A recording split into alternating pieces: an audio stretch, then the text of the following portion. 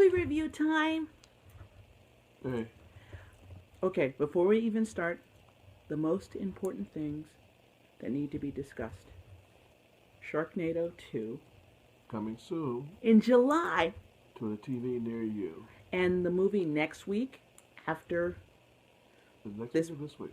next week. Next There's week. That's next right. week. After Easter. The Saturday before Easter. Yeah. It's called. Dad, I'll let you tell them. I don't know who sits around in these rooms thinking of these titles, but I'm sure somebody along the way said, when they looked at the trailer, said, "Wow, that's a big ass spider." And then somebody else said, "What do we name the movie? Big ass spider." That's what's coming on. They did. Next week on Sci-Fi, 9 p.m. Big Ass Spider. Did we do it? Did we name it? When I saw it, I was like, did they just put Big Ass Spider? That's what's coming. Big Ass Spider. Next Saturday. And for you guys, we're going to watch it and talk about it to you because we care. Yeah, we'll take this one for the team. We'll take the bullet. I mean, really, big ass spider. Come on. So, Anyway, this review is for Bermuda Tentacles, starring Linda Hamilton, Jamie Kennedy, Maya, and what was his name? The guy who played the president. I forgot his name. John Savage. John Savage. So, we shall begin, and here we go. The president is flying. I'm not sure where he's going, but his plane. Going to a conference. He's going to a conference, and he's flying over the Bermuda Triangle, and his plane Gets struck by lightning. Gets struck by lightning and starts getting wicky-wacky, and they eject him in his presidential safety pod. The plane explodes, and basically the movie is the mission to try and retrieve the president from the Bermuda Triangle. Sound a little bit like a movie you've heard where somebody escaped from New York? Mm-hmm. Well, there's a lot of similarities to a few movies in this. So, we start the movie off being introduced to the military side, who are assigned to retrieve the president and send a party in to retrieve the president. Linda Hamilton plays Admiral Hanson. She is the head in charge of the whole program to get the president, and she then enlists other soldiers to... Or Marines, actually. They're a Marine unit. To retrieve the president. So... She's a fleet admiral. That's what she is. So go ahead, Dad. Take it away. She's a fleet admiral who was given the assignment of, like my daughter said, retrieving the presidential capsule.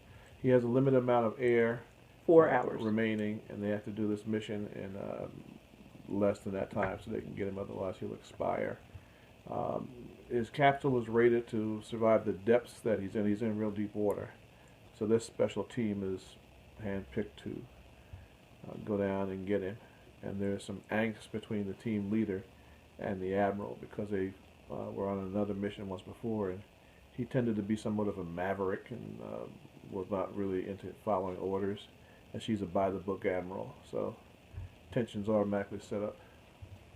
Go ahead. But while this is all happening, it turns out what basically stops everything in this 4-hour window are these tentacles that just came out of the water out of nowhere and started just spiking everything. Now, we're not talking about just like tentacles. We're talking about tentacles that are larger than aircraft carriers.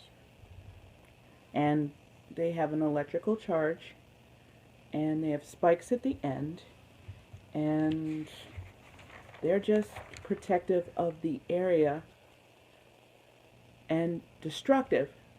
So the object is to get to the president, but also stop these tentacles from destroying ships. That there's tons of ships. There's about 7 ships there to retrieve the president. So it's a battle fleet, a couple of carriers, destroyers, and frigates, that are assigned to the fleet that the admiral's commanding, plus aircraft. And Jamie Kennedy plays Dr. Zimmer. He's a scientist basically sent to investigate what these tentacles are and what's going on. And, oh yeah, did I say Maya? Yes, you did say Maya. Maya is, a research lieutenant. yeah, and she's also there to help assist and find out what's going on with these tentacles. Why are they there? Why are they attacking? What's going on? How to destroy them? She's encountered similar kind of species in other fields. But not quite this big. Not quite this big. She's also the research scientist on the submersible that's going to go down and get the president, so she has knowledge about that vehicle as well. So she's needed. Yeah, and the thing about the movie is she's not portrayed as dumb or just somebody who reads lines like a scientist. She has some knowledge behind her. You get the impression that this chick has got knowledge behind her. She's not just Maya, the former actor. She, the former singer. She's got some skills. She's got some skills. She did very well. So, basically the story is they're going to retrieve the president. Turns out that there's this ship that should go down to retrieve him, but because the tentacles are basically blocking, they said, we got to destroy this so we can give you guys a good window. And the guy said, look, we don't have that much time. We got to go down and do it. We got to take this ship. We got to go. We got to go. We got to go. Of course, Linda Hamilton's saying, you can't do that. You got to follow the book. Blah, blah, blah, blah, blah, blah. And they said, see ya. And they went down. Now, they get down to, they just went down and a couple of thousands of feet. 7. Yeah. 7 fathoms. And what happens is they encounter an underwater cave.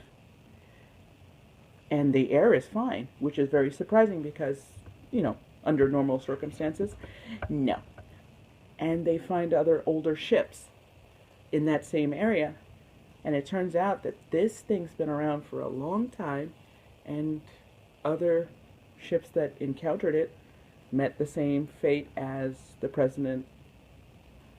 You think that he has, but wasn't good. So they go down, and the ship, the alien, whatever, the tentacles are down there, and they're protecting this area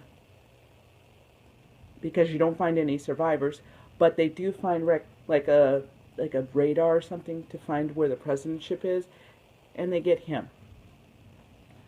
So they get him off onto the submarine.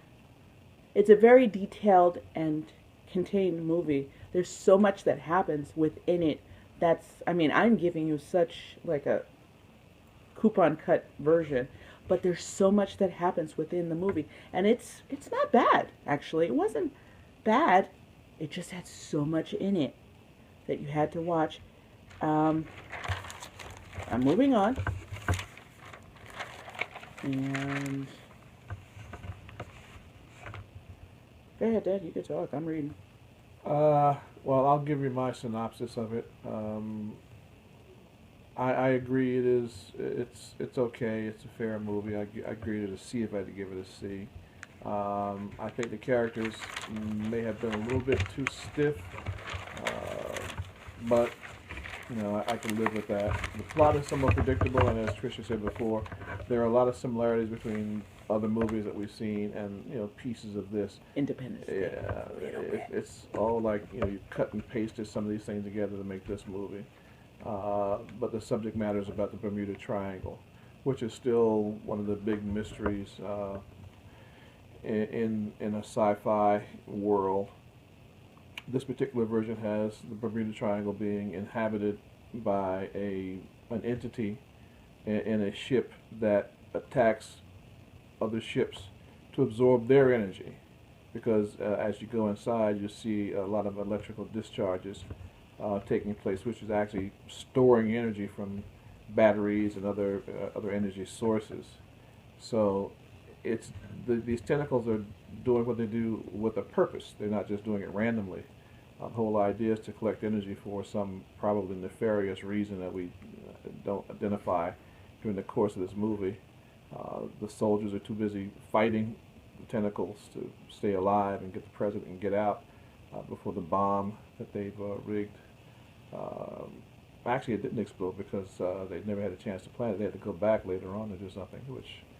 They flew the ship into the thing that looked a lot like Independence Day at the end, where the guy flies into the ship to destroy it, and the way the ship is destroyed, it looks exactly like Independence Day.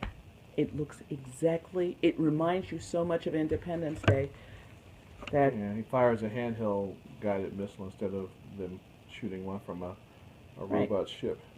But yeah, there are a lot of similarities between this and other movies. I mean, the ship that he was on to get into the vessel was named Prometheus. There's just a lot of different things. Yeah, be that as it may, it's still not a bad movie.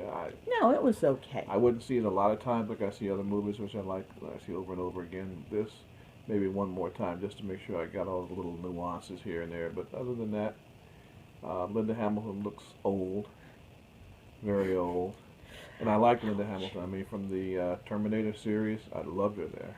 She was kick-ass. And now she looks like she could be her own mother now. That's how old she looks. So when they cast her again, maybe a little nip and tuck with some staples. And that really? Oh, sorry. But I still love her. She's cool. I'd date her. We just saw Man of Steel.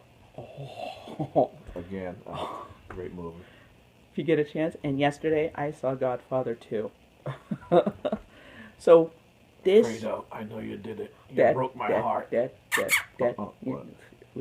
Sorry. So, guys, we will be back next week for Big Ass Spider. Wow. Somebody has to. Sorry, guys. A big ass review for a big ass movie about a big ass spider. See, that's how we did with this review. When I was watching the movie, I was writing down all this stuff. Dad just watched the basic movie and gave you the basic synopsis. There's so much in it that I'm glad he cleared it up. Thanks, Dad. You need to see it at least twice just to make sure you get all the details, so you can either see it again or recommend it to a friend or dump it, whatever your choice may be. So, have fun. Yeah. Big ass spider coming up soon. 9 o'clock, Saturday, sci-fi. Big ass review for a big ass spider. See you guys later. Oh, by the way, happy Good Friday. Good Friday, Easter, Resurrection Day. Enjoy the Passover holiday. for those who've celebrated. So, yeah. Dad, you're the nicest guy you ever met. You know. I know. Well, you gotta tell him. Ta-ta. Bye.